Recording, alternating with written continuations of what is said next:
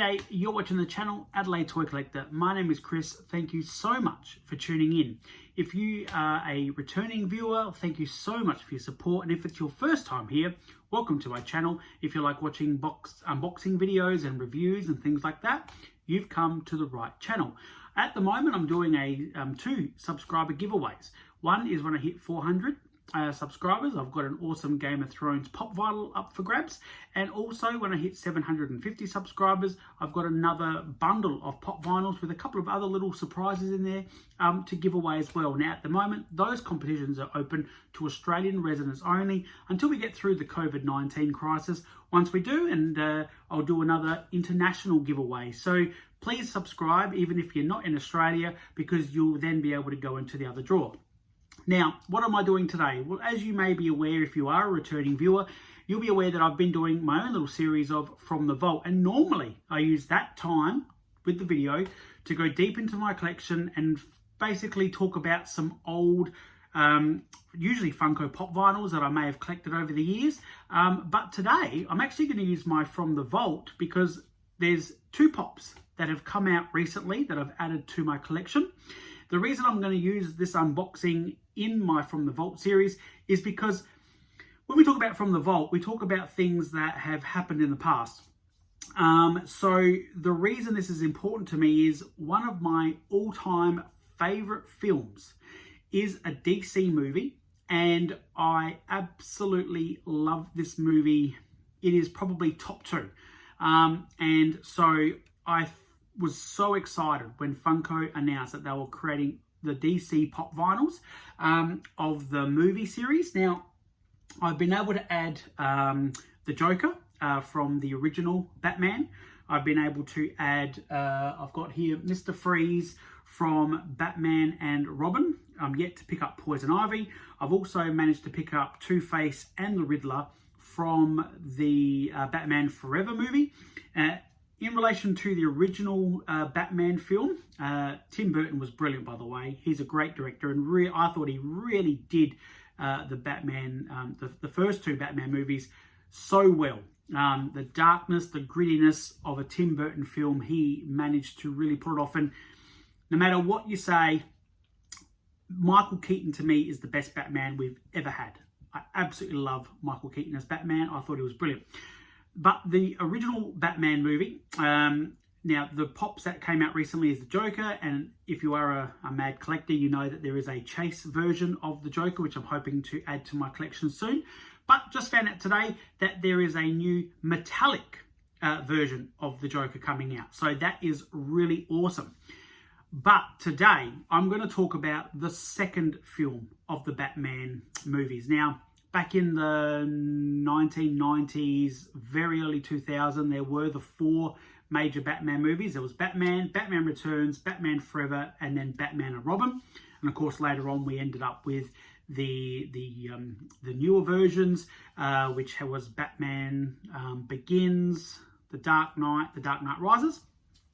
But of all the Batman films, my favourite film was Batman Returns. Now, I am a huge fan of Michael Keaton as Batman. As I said before, I thought he was absolute perfection as the Caped Crusader.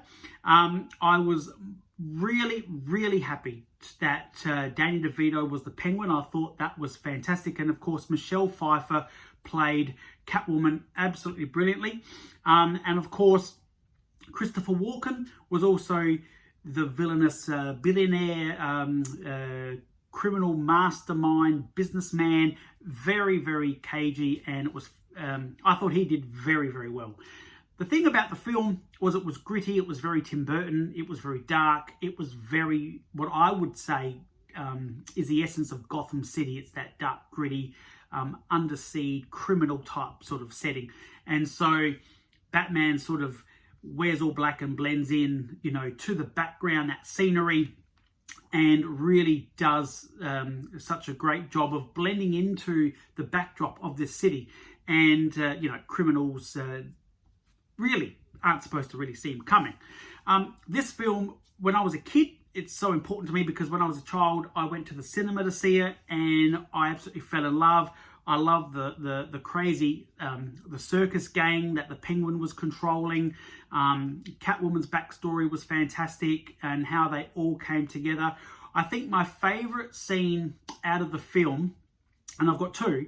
The first one was when Catwoman goes into now, if I remember rightly, because it has been a little while since I watched the movie, even though it's one of my favorites. She's in the department store. She puts a fire extinguisher in the microwave, and while she's doing that, Batman and the Penguin have this confrontation outside the department store. And there's this discussion going on, and all of a sudden, Catwoman comes somersaulting out, and then looks at them both and goes, meow. And next thing you know, the entire department store just blows up into an explosion. She's racing off up the side of the building. The Penguin's umbrella starts circulating. It turns into a helicopter, and he takes off, and it was brilliant. And the other part, I think the most iconic scene in this film for me, and it was the part that absolutely gave me chills, and I get chills thinking about it, when the Penguin had fallen from the skylight at the zoo into the water. Batman is having a discussion with Catwoman. She turns around and she knocks off Christopher Walken's character, Max Schreck. The next thing you know, Batman's looking through the rummage as Catwoman's taken off, finds Christopher Walken dead. Next thing you know, suddenly the Penguin sort of slowly emerges from the water, and he's got that black ink dripping down his nose, and he sort of waddles his way out and has this sort of comical kind of line, and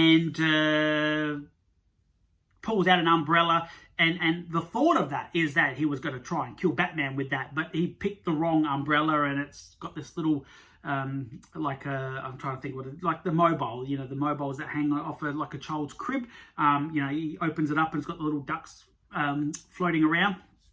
That was the most iconic scene for me. It was just sheer brilliance. It gave me chills when he just emerged out of the water with that black ink just oozing down his nose.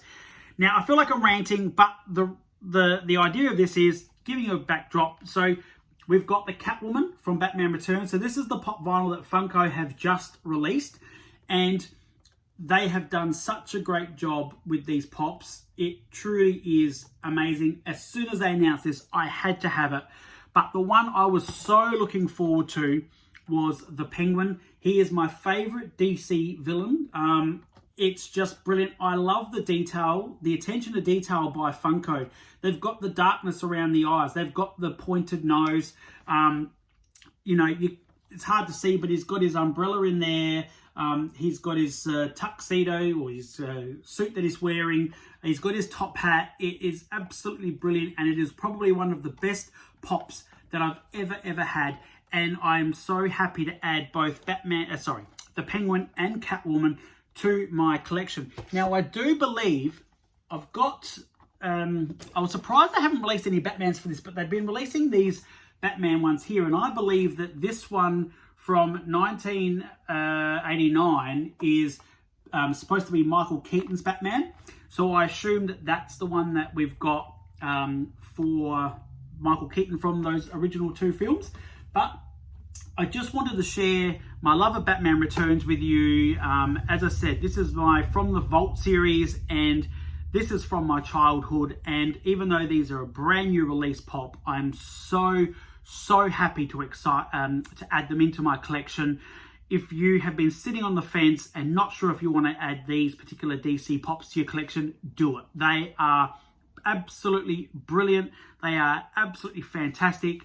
Funko have done such a brilliant job in creating the molds of these particular characters, and I give them 2 thumbs up for this because it's just fantastic, and I'm just so happy and excited to have them as part of my collection. And look, please make sure you subscribe to the channel. If you love watching these sorts of videos, great. Tune in each week. I try and bring you a brand new video every single week. Hit the like button. Let me know what your thoughts are on the DC pops that they've just released from the movie range. Is there any other DC characters that they haven't made previously that you'd like? I did think that when they had announced this range and they had released Mr. Freeze and Poison Ivy, I thought they would have done a Bane pop, because Bane was a villain in, admittedly, he was the henchman of Poison Ivy in Batman and Robin. I thought they might have done that, and I know he was more that comical kind of Bane as opposed to the Bane that Tom Hardy had portrayed.